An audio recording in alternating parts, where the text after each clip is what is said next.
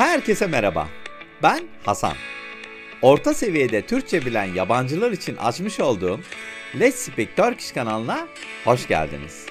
Amacım Türkçe olarak dinlediğiniz bir konuda anlama kapasitenizi arttırmak ve kelime dağarcığınızı zenginleştirmek. Kanalıma hala abone olmadıysanız ücretsiz bir şekilde abone olabileceğinizi hatırlatmak isterim. Bugün alışılmadık bir bölümümüz var. Bir kişinin hayatı, tarihi bir olay veya teknolojik bir konu hakkında konuşmayacağım. Bugün size podcast bölümlerini nasıl seçtiğimi, nasıl araştırma yaptığımı, nasıl yazdığımı ve bu sürecin son 4 yılda nasıl değiştiğini anlatacağım. Aslında tabiri caizse işin mutfağından bahsedeceğim sizlere.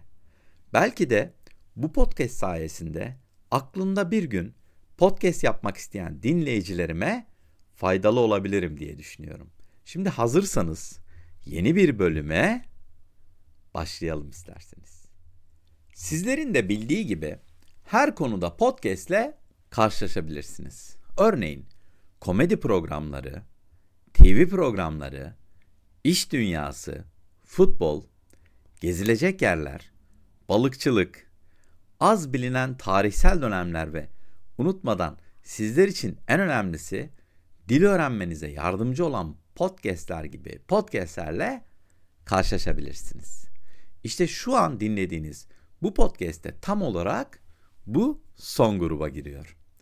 Tabii ki bu konuda tek podcast benim podcast'im değil. Türkçe öğrenmenize yardımcı olmak için tonlarca farklı podcast var. Ve bunlar genellikle benzer formatları takip ediyor. Bazıları konuşma temelli, yani iki öğretmen kişisel hayatlarından Türkçe gramerinin veya dilin belirli bir unsuruna kadar her konuda sohbet edebiliyorlar. Diğerleri ise bir kişinin motivasyonel tavsiyeler verdiği veya esasen ses formatında Türkçe dersi verdiği podcastler olabilir. Yaklaşık 4 yıl önce ben bu işe başladığımda ne yapacağım hakkında hiçbir fikrim yoktu aslında. Ama bitmiş ürünün nasıl olmasını istediğim konusunda oldukça net bir fikrim vardı. Hem ilginç hem de insanların Türkçelerini geliştirmelerine yardımcı olacak 10 ila 15 dakikalık bir bölüm yapmak istiyordum. Ancak bunu nasıl yapacağım konusunda emin değildim. Bu yüzden sadece başladım ve ilerledikçe öğreneceğimi düşündüm. Kervan yolda düzülür misali. Öncelikle ilginç olabileceğini düşündüğüm bazı konular seçtim. Bunlar hakkında bir süre araştırma yaptım. Google Docs'u açtım ve yazmaya başladım. Yeterince iyi olduklarını düşündüğümde telefonumun mikrofonuyla kaydettim. Sonra tekrar dinledim ve kulağıma çok kötü geldi. Bilirsiniz, ilk olarak çoğu insan gibi kendi sesimi hiç beğenmedim. Ayrıca bölümlerin içeriğinin sıkıcı olmaması gerektiğini düşündüm. Çünkü eğer sıkıcı olursa örneğin ben bile dinlemek istemezdim. Neden başkası dinlesin ki diye düşündüm. En başta ilginç ve önemli konuları bulmak zordu elbette. Ayrıca dinleyici kitlem olan B1 veya B2 seviyesindeki biri için ilgi çekici bir konuya dönüştürmek oldukça zordu benim için. En başta biraz daha kolay ve daha aşina olduğum konuları seçmeye karar verdim ve işe koyuldum. Bu anlattıklarım yaklaşık 4 yıl önce 2021 yılının Temmuz ayında oldu ve o zamandan beri birkaç değişiklik ve iyileştirme yaparak devam ettim aslında. Peki şimdi nasıl yapıyorum? Bu programı uzun süredir dinliyorsanız birçok farklı konuyu ele aldığımı bilirsiniz. İbn Sina'nın hayatından Nasrettin Hoca hakkındaki hikayelere kadar. Plastik atık tehdidinden Göbekli Tepe'nin gizemine kadar bir sürü konu var. Liste uzayıp gidiyor aslında.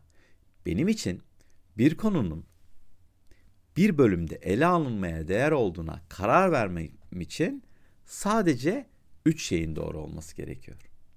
İlk olarak en önemlisi konuyu ilginç bulmam gerekiyor. Bu tarihsel bir dönemle ilgili önemli bir şahsiyet olabilir mesela. Özellikle ilginç veya önemli bir hayat sürmüş bir kişi ya da özellikle ilginç bir kavram hakkında olabilir. Dediğim gibi benim için konunun ilginç olması gerekiyor.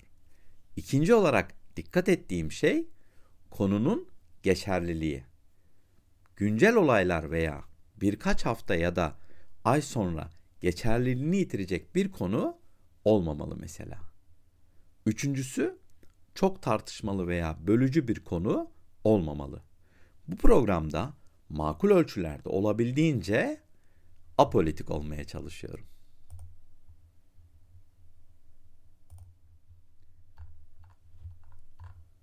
Peki bir konu seçildikten sonra ne yapıyorum? Genellikle bir şey yazmadan önce hikayeyi veya konuyu olabildiğince iyi anlamaya çalışıyorum. Bu konuyla ilgili genel bir fikir edinmek için Wikipedia arşivini gözden geçirmek gibi basit bir şeyden başlıyorum örneğin. Ardından belirli olaylar veya hikayenin belirli bölümleri hakkında daha ayrıntılı bilgi ediniyorum. Yani açıkçası konuyu daha iyi anlamama yardımcı olacak her şey olabilir aslında. Konuyla ilgili bilgim yeterince yeterli olduğunu hissettiğimde kabaca bir plan yapıp yazmaya başlıyorum. Benim için kaba bir plan, bölümün nasıl gelişmesini istediğime dair genel fikirleri içeren 5 kadar maddeden oluşan çok basit bir listedir aslında. Bazen bu kolay olabilir. Örneğin birinin hayat hikayesi gibi. Genellikle kronolojik sırayı takip eder bu tip hikayeler. Ama bazen daha zordur ve doğruyu bulmak için biraz daha zaman ve düşünce gerekir. Sonra yazmaya başlıyorum. İlk başladığım yıllarda tüm senaryoyu yazmak yerine genel anahtar noktaları yazardım.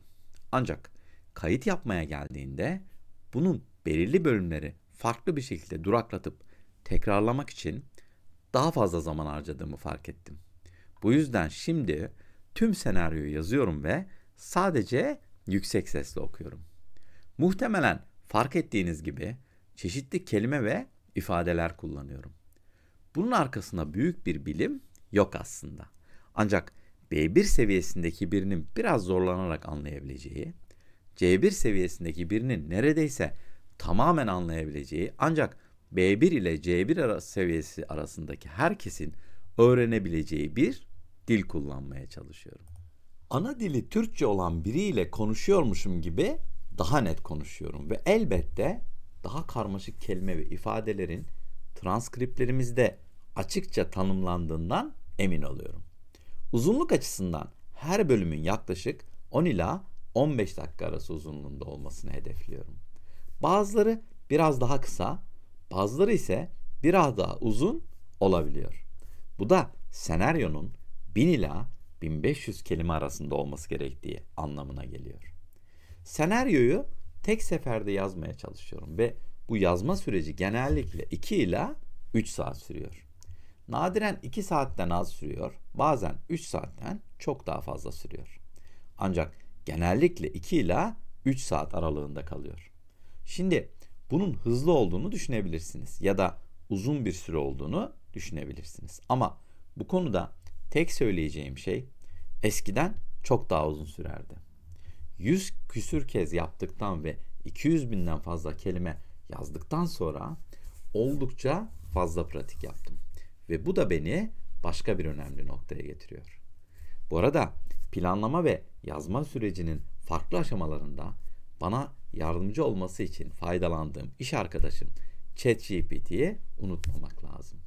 Her şeyi yazdıktan sonra bir diğer önemli konu da imla kuralları ve gramer. Sizler için hatasız bir transkript hazırlamaya özen gösteriyorum. Yazma işi bitince önemli bir konu da okuma kısmı. Çünkü yazdıklarımın siz dinleyicilerim tarafından anlaşılır olması benim için çok önemli. Tüm işlemler bittikten sonra ise kayıt yapma süreci başlıyor. Bunun için eskiden yani acemilik dönemlerimde tek seferde kayıt yapıyordum. Tahmin edersiniz ki tek seferde kayıt yaptığınız zamanlarda konunun uzunluğuna bağlı olarak bazı yerlerde nefes sıkıntısı çekebiliyordum. Ayrıca buna bağlı olarak çoğu zaman telaffuz hataları yapıyordum. Ama şimdi tek sefer değil de konunun uzunluğuna bağlı olarak 2 veya 3 seferde kayıt yapıp daha sonra kayıtları montajlıyorum. Bu arada bahsetmeden geçmek istemiyorum. Çünkü podcastlerimin hemen hemen hepsinde bir başlangıç müziğim var. Gerçi yakın zamanda bu müziği değiştirdim aslında. Sıkı takipçilerim fark etmiştir hemen. Ben intro müziğinin podcast başlangıçlarında dinleyiciye iyi bir motivasyon verdiğini düşünüyorum. Kayıt işlemi de bittikten sonra podcast'in ismi ve kapak resmi için düşünmeye başlıyorum.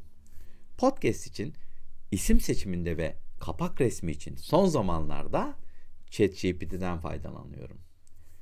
Tüm bu işlemler bittikten sonra genelde pazar sabahları 2 haftada bir olmak üzere siz dinleyicilerime yeni bir içerik yayınlıyorum.